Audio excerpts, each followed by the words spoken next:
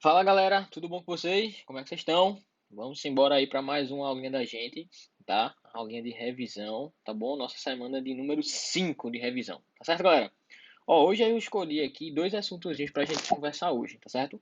Hoje a gente vai falar sobre propriedades coligativas e vai falar também um pouquinho sobre cinética química, beleza? Separei aqui algumas questões para a gente resolver juntos, tá, galera? E como de costume, né, vai ter uma fichinha de apoio, né, com mais algumas questões para você fazer para casa e também vai ter aquelas questões lá da nossa apostila de revisão para você fazer também. Tá certo, galerinha? Então, vamos embora aqui comigo, pessoal. Vamos fazer primeiro essa questão número um. Diz assim, ó: a presença de nanomateriais é bem perceptível no cálice de Lycurgus, no seu nome, que muda sua coloração, passando de verde para vermelha, quando exposto à luz branca. Isso ocorre devido à presença de nanopartículas de ouro e prata na composição do vidro do cálice. Nanopartículas são partículas extremamente pequenas. Admitindo o comportamento ideal de uma solução aquosa não coloidal contida no cálice, ou seja, a gente está considerando que o cálice é formado por uma solução, tá certo? Formada por 200 ml de água pura e por nanopartículas metálicas de ouro e prata, solutos não eletrólitos, que se desprendem da parede interna sob pressão de um ATM e com base nos conceitos sobre propriedades coligativas assinale o que for correto. Ele dá uma contextualizada nessa questão, tá certo? Só para falar um pouquinho sobre as propriedades coligativas. Lembrando, tá, galera, quais são as propriedades assim, propriedades coligativas que a gente estuda, né? As propriedades coligativas são quatro, né, galera? Vamos lá. A gente tem o quê? Vamos lá. O que é que acontece com a pressão de vapor? A gente tem o abaixamento, abaixamento vou botar assim, pressão de vapor. A gente tem o aumento, tá certo? Da temperatura de ebulição. Tem o abaixamento ou diminuição, tá certo? Abaixamento da, assim, temperatura de fusão e tem o aumento, tá certo? Da pressão osmótica. Então, toda vez que eu coloco um soluto não volátil, tá certo? Dentro de um solvente, sei lá, quando eu boto um sal na água, ou nesse caso, quando eu coloco as nanopartículas na água, acontecem quatro coisas. A pressão de vapor diminui, a temperatura de ebulição aumenta, a temperatura de fusão diminui e a pressão osmótica aumenta. Então, são essas quatro propriedades coligativas. Então, vamos lá para as alternativas. Diz assim, ó, letra A. A temperatura de solidificação da solução aquosa é maior do que a do solvente puro. Galera, quando eu tenho uma solução, eu estou colocando um soluto na água. O que é que acontece quando eu coloco um soluto na água? Com a temperatura de fusão, ela diminui. Então, uma solução aquosa tem uma temperatura de fusão menor do que a do solvente puro. Então, a letra A está o quê? Está falsa. Certo? A letra B. A temperatura de ebulição da solução ela é maior que a do solvente puro? Galera, quando eu pego um soluto e coloco aqui num solvente, na água, o que é que acontece com a temperatura de ebulição? Ela faz o quê? Aumenta. Se ela aumenta, a temperatura de ebulição da solução é maior que a do solvente puro. E é o que está escrito na letra B. Então, vai ser a nossa resposta. Tá bom? Mas vamos olhar as outras. Letra C. A densidade do soluto é menor que a do solvente puro. Nada disso, né, galera? O volume vai ser praticamente o mesmo. Só que a solução, como vai ter solvente e soluto, vai ter uma massa maior. Se eu tenho o mesmo volume e uma massa maior, a densidade, na verdade, ela é maior. Então, C está falso. Letra D.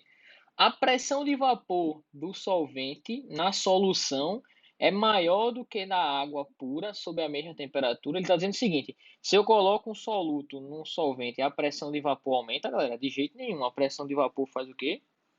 Ela diminui. Então, letra D também está falsa. E a letra E diz que a elevação da temperatura de solidificação depende da natureza química do soluto não volátil. De jeito nenhum, galera. não depende da natureza. Não interessa se é um ácido, se é uma base, se é um sal, se é um íon. Só interessa a quantidade, tá, galera? Então, a letra E também tá falso. Show de bola, turma? Então, tá aí. 4 propriedades coligativas. Lembrando que as propriedades coligativas, né, elas ocorrem, né, elas são consequências da adição de um soluto a um solvente, beleza? E não depende da natureza do soluto, só depende da quantidade de partículas. Certo, galera? Então tá aí uma revisãozinha.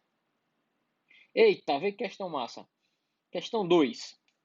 Diz assim, ó. Deixa eu aqui aumentar um pouquinho. Questão 2 diz assim. Os compostos abaixo apresentam a seguinte ordem decrescente de pressão de vapor: éter etílico, etanol e água. Galera, deixa eu desenhar aqui a estrutura desses caras, certo? Eu tenho aqui o éter, certo?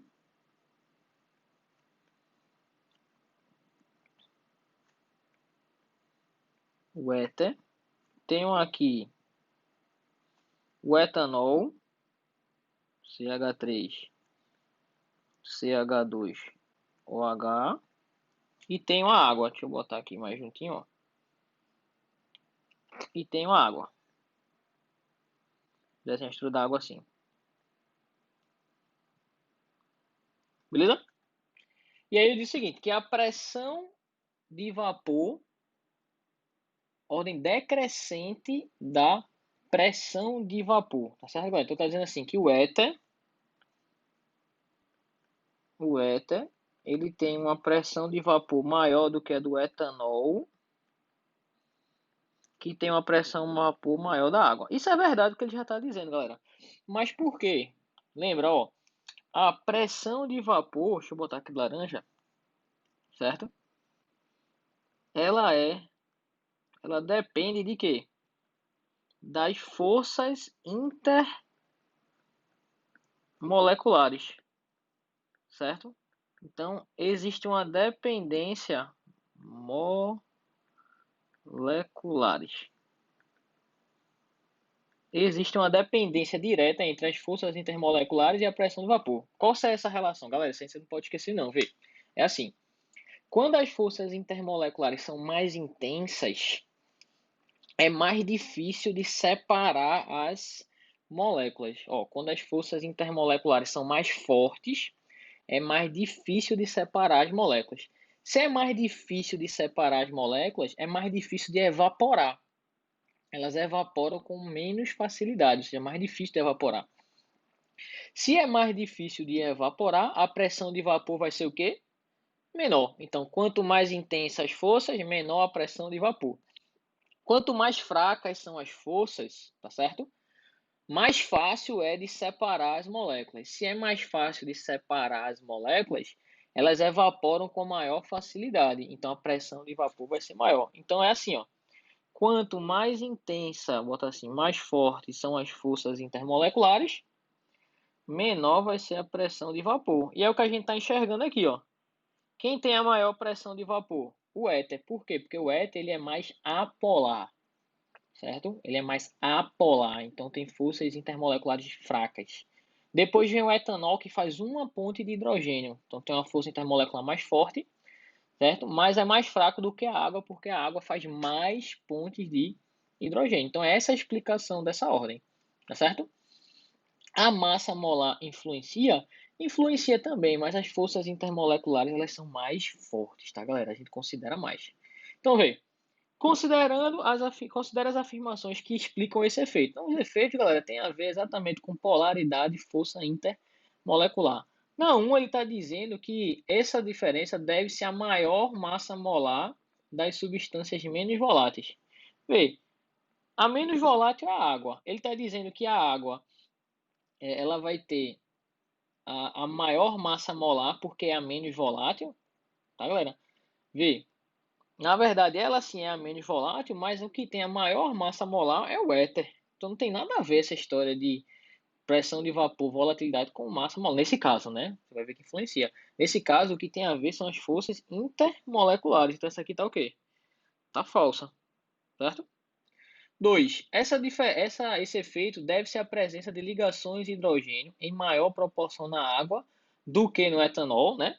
A água faz mais pontos de hidrogênio do que o etanol, e ausente no éter dimetílico. Show de bola. Corretíssimo.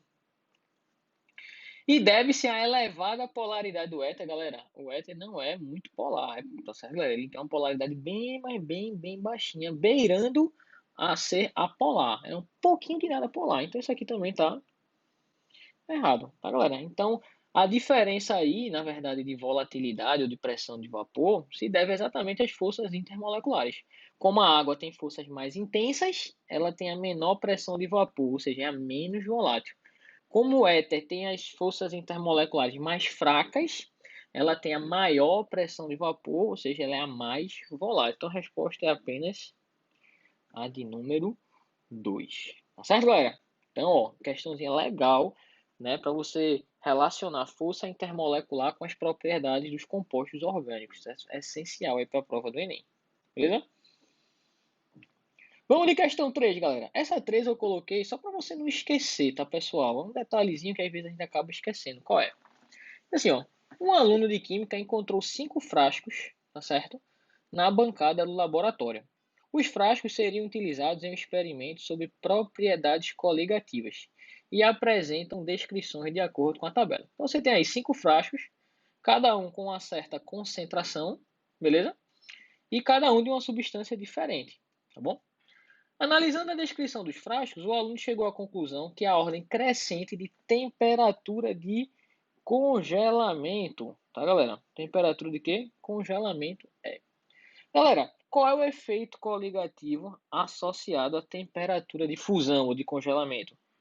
A temperatura de fusão, ela faz o quê? Diminui, tá certo? Ela diminui. E aí a gente tem que lembrar o seguinte, quanto, galera, maior a concentração de partículas, certo? Totais, maior o efeito coligativo. Maior o efeito coligativo. Certo? Beleza? Então, quanto mais concentrado for a solução, qual o efeito coligativo da temperatura de congelamento? Não é diminuir, mais a temperatura de congelamento vai diminuir. Certo, galera? Então, esse é o efeito. Então, vamos lá. A gente tem que tomar cuidado nessas soluções agora, porque as substâncias, algumas delas, podem sofrer ionização ou dissociação. Então, vamos de uma por uma. Ó. Na 1, o que a gente tem? Tem o HCl, que é um ácido forte. Ele libera H+, e Cl-. Se eu tenho 0,1 molar desse cara, ele vai formar 0,1 molar de H+, mais 0,1 molar de Cl-, o que vai me dar um total de 0,2 molar. Então é essa quantidade que eu vou considerar. No 2 você tem a glicose, que é o C6H12O6. A glicose, galera, quando você bota na água, ele é um composto molecular que não se ioniza.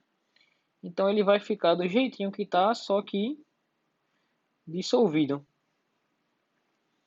Ou seja, se eu tenho aqui 0,5 molar, esse 0,5 vai formar exatamente 0,5 molar. E eu vou considerar como total de partículas 0,5. Beleza? No 3 eu tenho MgCl2. Deixa eu botar uma página aqui, galera. Eu tenho aqui, ó, no 3, eu tenho MgCl2, que se separa em quê? Mg2 mais 2 de Cl menos. O que é que eu tenho aqui? Eu vou ter, a concentração é 0,1, ó. Então, 0,1 molar vai formar quanto? 0,1 molar mais 0,2. Ou seja, isso vai dar um total de quanto? 0,3 3 molar total, certo? No 4, eu tenho KCl02, ó. KCl, que se separa em quê? K mais Cl menos, certo? Onde eu tenho aqui 0,2 molar, que vai virar o quê? 0,2 molar mais 0,2. Então, o total de partículas vai ser 0,4 molar, certo? E a solução 5 vai ser quem? CaCl2, 0,2. Ó. Então, CaCl2 se transforma em Ca2 mais 2 de Cl menos. E aqui eu tenho 0,2 molar, que vai virar quanto? 0,2 mais 0,4. O que vai me dar um total de 0,6 molar. Então, galera, essa daqui são as quantidades que a gente vai levar em consideração. Ó. 0,2, 0,5, 0,3, 0,4 e 0,6. Pergunta: qual dessas soluções, 1, 2, 3, 4 ou 5, elas tá mais concentrada? A que está mais concentrada é essa daqui, ó. É a solução 5. Se ela está mais concentrada, o efeito coligativo vai ser o maior. Se o efeito coligativo vai ser maior, o abaixamento da temperatura de fusão vai ser o maior. Então, se a temperatura de fusão vai abaixar mais, ela vai ser o valor menor, certo? Dessa tabela daí. Então, a substância aqui que tem a menor temperatura de fusão, a solução é a 5 já. Vamos ver se está certo. Depois da 5, vem a de número 2, é a segunda maior. Então, vai ser a segunda que vai ter o maior abaixamento, ou seja, vai ser a segunda menor. Depois da 2, se você olhar direitinho, você tem a 4. Depois a 3, depois a 1. De fato, a letra D é a minha resposta. Só tome cuidado com isso, tá, galera? A mais concentrada nesse caso, certo? A mais concentrada nesse caso vai ter a menor temperatura de fusão, porque o efeito coligativo é a temperatura de fusão diminuir e não aumentar. Então você tem que tomar só cuidado com esse detalhe que às vezes você acaba confundindo. Beleza? Então foi uma questãozinha aí. Acho difícil cair uma questão dessa, mas via das dúvidas está aí para você não esquecer. Certo? Vamos agora para a questão de número 4, galera. Questãozinha de cinética. Olha o que essa questão 4 diz. Fala assim, ó. Um dos pilares da nanotecnologia é o fato de as propriedades dos materiais dependerem do seu tamanho e da sua morfologia. Exemplo: a maior parte do H2 produzido industrialmente advém da reação de reforma de hidrocarbonetos. Essa daí. C4, CH4 mais H2O, dando H2 mais CO. Uma forma de promover a descontaminação do oxigênio é reagir o CO com largo excesso de água. Então, você pegar esse CO aí, você reage ele com água, né, que foi formada e forma mais hidrogênio e CO2. A figura abaixo mostra o resultado da velocidade em uma unidade arbitrária, certo? Pela mol por litro por segundo, sei. Dessa conversão em função da temperatura, empregando-se um nanocatalisador com duas diferentes morfologias, certo? Então, o que a gente tem aqui? Deixa eu aumentar um pouquinho. Você tem aqui uma tabela de velocidade por temperatura, beleza? Perceba que nos dois casos, quando eu aumento a temperatura, o que é que acontece com a velocidade, galera? Ela aumenta, tá vendo? Beleza? Então, nesses dois casos, você tem isso daí, tranquilo? Quando eu aumento a temperatura, eu aumento a velocidade. Só que, quando você usa um nanocubo, a velocidade ela aumenta mais, né? Desculpa. Quando você usa um nanocubo, a velocidade aumenta em temperaturas mais altas. E quando você usa um nanobastão, em temperaturas mais baixas, a velocidade já é mais rápida. Então, vê, numa mesma temperatura, se eu olhar direitinho, a velocidade com o nanobastão é muito maior do que com o nanocubo. Então, é de se esperar que o nanobastão ele é mais eficiente nessa catálise, tá certo, galera? Se eu pegar aqui ó, uma velocidade de 150 no nanocubo, a velocidade, desculpa, a temperatura é de 150. No nanocubo a velocidade é pequena ainda. Já no nanobastão a velocidade é lá em cima, altíssima, certo? Então vamos lá. Com essa análise que a gente pode dizer. Considerando as informações, é correto afirmar que, com essa tecnologia, a descontaminação por CO é mais eficiente na presença de catalisador de que forma? Então, qual é o catalisador que é mais eficiente nessa reação, galera? Eu acabei de dizer, né? Se a gente pegar aqui, ó, uma mesma temperatura, deixa eu fazer aqui agora, fixo. Eu puxo aqui, ó, a velocidade com o nanocubo, ela é o quê? Menor, mas bem menor mesmo do que com o nanobastão. Então, qual desses catalisadores é mais eficiente? O mais eficiente é o nanobastão, tá certo? Então, com isso, eu já elimino duas alternativas. Ó. A letra C começa com nanotubo e a letra D, certo? Aí vamos lá, vamos ver a letra A. De novo, ó, é mais eficiente na presença do catalisador em forma de quê? Nanobastão, ó, nanobastão, pois a transformação do CO ocorreria em temperaturas mais baixas, de fato, né?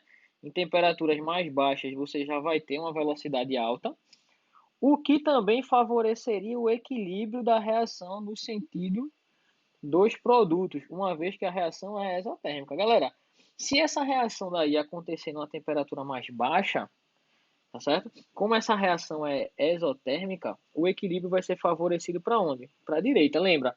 Temperaturas altas favorecem a reação no sentido endotérmico, que nesse caso é para a esquerda. Temperaturas mais baixas favorecem reações no sentido exotérmico, que nesse caso é para a direita.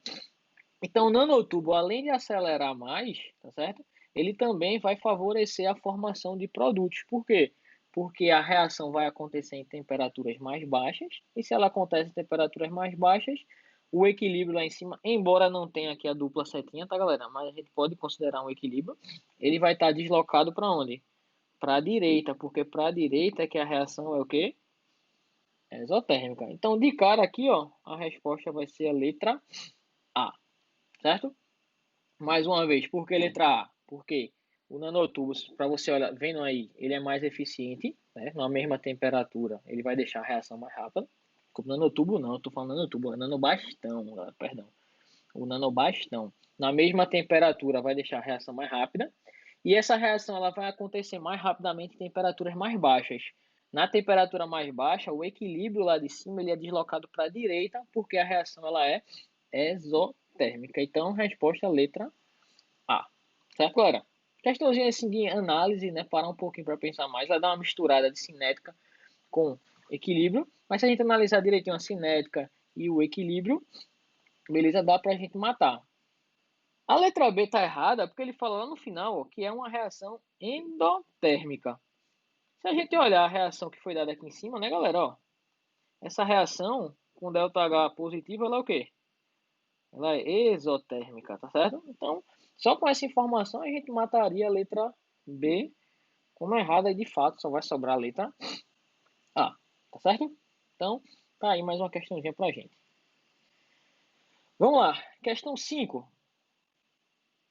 Se liga. Diz assim, ó.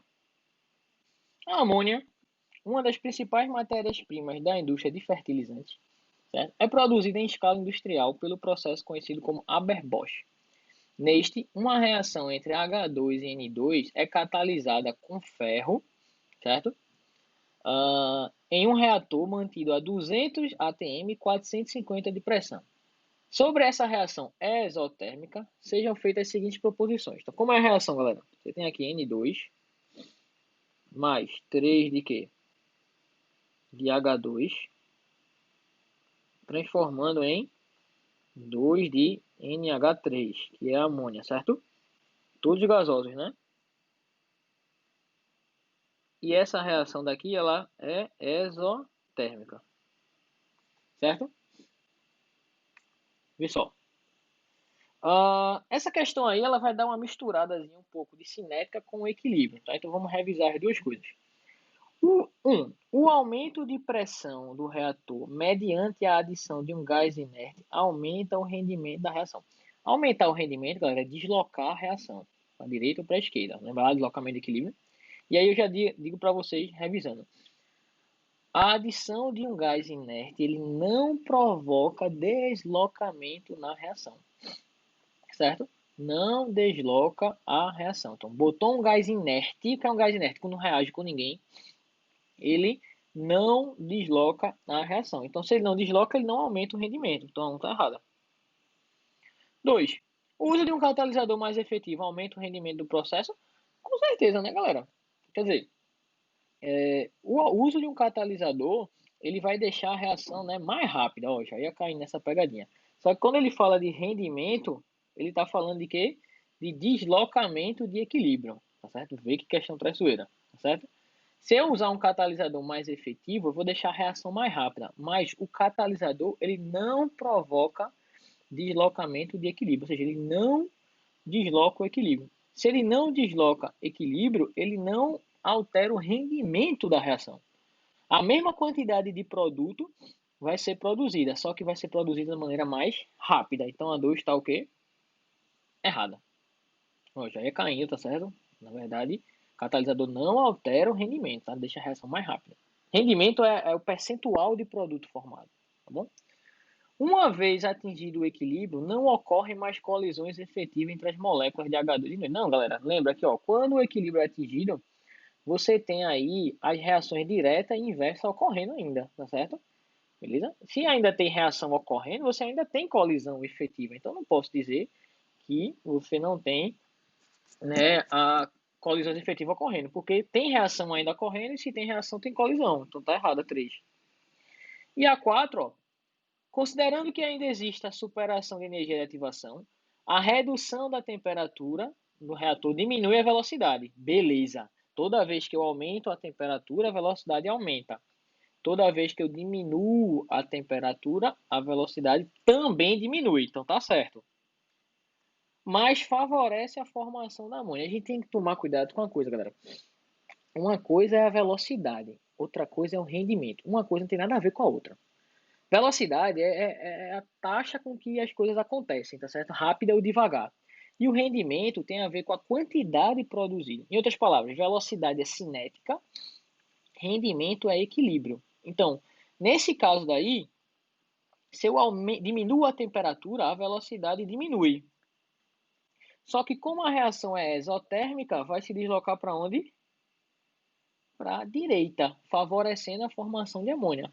Vê, se eu diminuir a temperatura, eu vou conseguir produzir mais amônia, só que eu vou produzir de maneira mais lenta, vai demorar muito mais para produzir, certo? Então isso aqui tá verdadeira, a única que tá certa é a letra E. Tá, galera? Essa questão de cinética e equilíbrio, galera, é muito interessante, tá certo? A gente tem que prestar muita atenção nisso para não se confundir. Que nem na 2 ali, o catalisador aumenta rendimento. Não, rendimento é equilíbrio, é deslocamento. O catalisador não altera o rendimento. Ele só deixa as reações mais rápidas. Beleza? Ó, vamos para a questão do número 6. Número 6 diz assim, ó. Conversores catalíticos são a opção mais comum para o controle das emissões de gases poluentes pelos motores de combustão interna dos automóveis, acelerando a conversão dos óxidos de nitrogênio em gases nitrogênio e oxigênio. Uma reação química pode ser usada para a conversão de óxido nítrico em gases não poluentes é a reação do gás com o nitrogênio, resultando nos gases nitrogênio e água, como mostrado na equação química. Então tá aqui, ó, a equação químicazinha. A cinética dessa reação na temperatura de 1250 graus Celsius encontra-se representada na tabela abaixo, a qual indica a influência da concentração dos reagentes, na velocidade da reação, obtida através de 3 experimentos executados sob as mesmas condições. Então tá aí a tabelinha. Pergunta: escreva a equação da velocidade e calcule a velocidade quando a concentração do NO for 0,3 e a concentração 0,1. Galera, como é que eu descubro a lei de velocidade mesmo? Vocês lembram? Não, letra A. A lei de velocidade, ela é uma constante que multiplica a concentração dos reagentes, NO, e H2, elevados a algum número. E eu vou descobrir que número é esse, certo? Como é que eu faço para descobrir? Eu faço o seguinte: olho para a minha tabela, vejo duas linhas onde um está constante e o outro está variando. Por exemplo, da linha 1 para a linha 2. O que é que está acontecendo com a concentração de NO da linha 1 para a linha 2? Está dobrando. A de H2 está constante, ou seja, não altera a velocidade. E o que é que aconteceu com a velocidade? Quadruplicou. Galera, quadruplicar é 2 ao quadrado. Então, quando a concentração dobrou, a velocidade quadruplicou. Isso quer dizer que o expoente do NO é ao quadrado. Beleza? Já agora, da 2 para 3, o que é que aconteceu com a concentração de H2? Dobrou. O que é que aconteceu com a velocidade? Dobrou também. Opa, quando uma dobra e a outra dobra, qual é o expoente? O expoente é 1. Então, essa daí, galera, é a minha lei de velocidade. Certo? Como é que eu faço aí para descobrir a constante de velocidade, galera? Constante de velocidade é só eu substituir uma dessas linhas. Eu vou substituir a primeira. Certo? Quando a velocidade... Desculpa, a primeira não, vou botar a segunda, que é mais fácil. Quando a velocidade for 0,1, eu tenho constante vezes quem é a concentração de NO? 0,2 ao quadrado, que multiplica 0,04. Certo?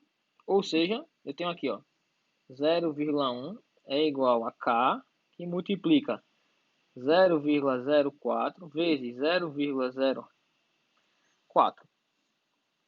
Ou seja, 0,1 é igual a 0,004, vai daqui, ó, 0,0016, que multiplica K.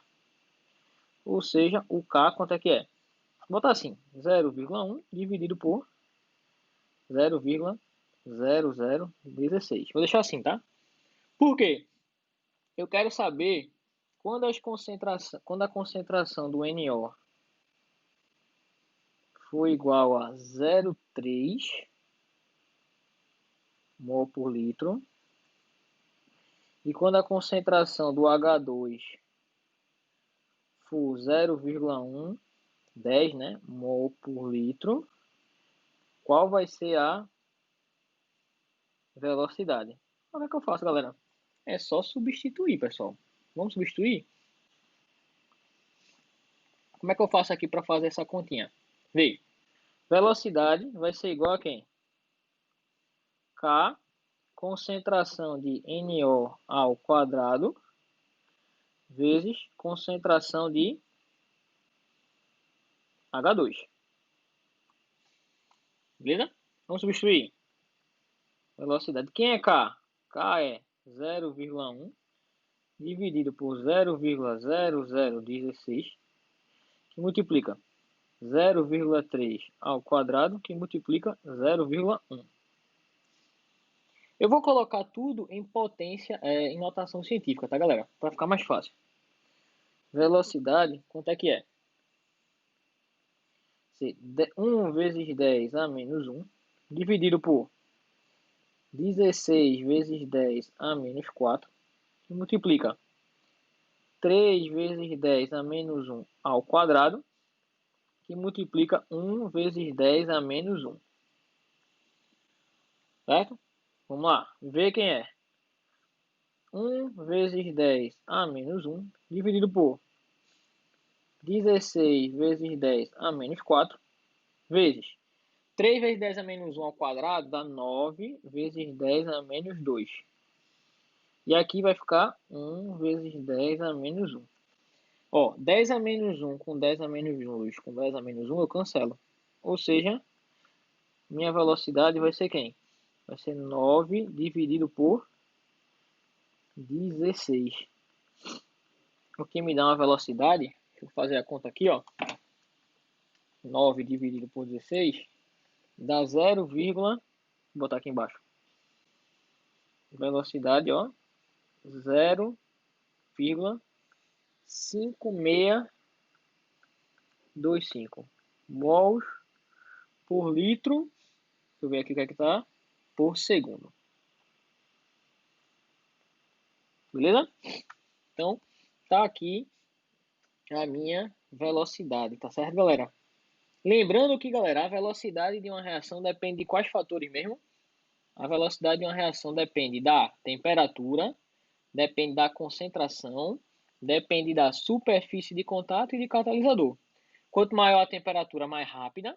Quanto maior a concentração, mais rápida, como a gente está vendo aí. Quanto maior a superfície de contato, mais rápido também. E quando eu usar um catalisador, tá certo? A reação também vai ser mais rápida, beleza?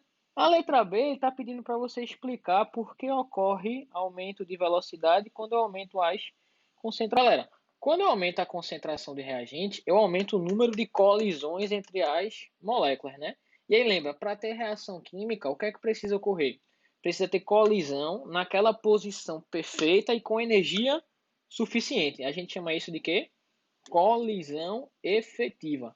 Quanto mais colisões tiverem, mais colisões efetivas existirão. Então, toda vez que eu aumento a concentração dos reagentes, tá certo?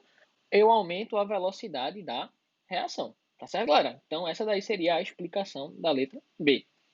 Então, lembrando, né? Quando eu aumento a concentração, eu aumento o número de colisões e eu aumento a velocidade. Quando eu aumento a superfície de contato, eu aumento também o número de colisões. Por quê? Porque eu vou ter mais reagente em contato entre si. Então, se eu aumento o número de colisões, eu aumento a velocidade.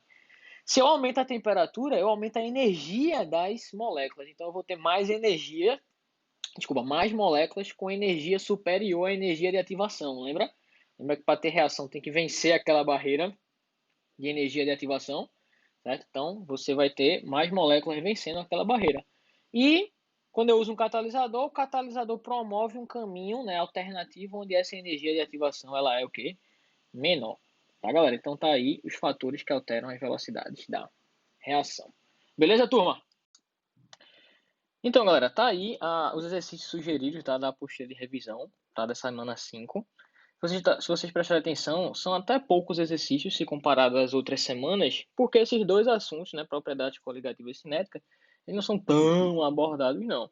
Galera, mas lembrando que pode cair sim, e a gente tem que estar preparado para isso, tá certo? Então tá aí, sugestão de exercício, podem ir fazendo, tá, de acordo com o que eu vou sugerindo, podem ir fazendo, tá certo, de acordo com a sua vontade. Beleza, galera? Então tá, turma, essa daí, revisão número 5, tá certo? Bons estudos para todos, façam os exercíciozinhos, tanto da apostila de revisão como da ficha auxiliar, tá certo? E qualquer coisa, qualquer dúvida, conte comigo, é só falar, tamo aqui para se ajudar, tamo junto, tá, galera? Beijo para vocês, abraço, fiquem com Deus, até a próxima, turma. Tchau, tchau, valeu!